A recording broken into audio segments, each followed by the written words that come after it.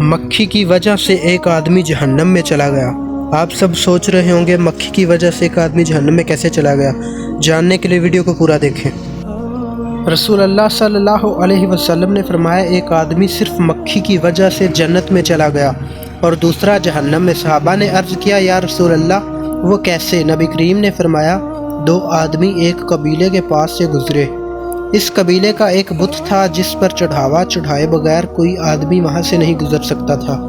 چنانچہ ان میں سے ایک شخص سے کہا گیا کہ اس بت پر چڑھاوا چڑھاؤ۔ اس نے کہا کہ میرے پاس ایسی کوئی چیز نہیں۔ قبیلے کے لوگوں نے کہا تمہیں چڑھاوا ضرور چڑھانا ہوگا، خواہ مکھی ہی پکڑ کر چڑھاؤ۔ مسافر نے مکھی پکڑی اور بت کی نظر کر دی۔ لوگوں نے اسے جانے دیا، چنانچہ وہ اس مکھی کی وجہ سے جہنم میں چلا گیا۔ قبیلے کے لوگوں نے دوسرے آدمی سے کہا تم بھی کوئی چیز بت کی نظر کرو۔ اس نے کہا میں اللہ تعالیٰ عز و جل کے علاوہ کسی دوسرے کے نام کا چڑھاوا نہیں چڑھاؤں گا۔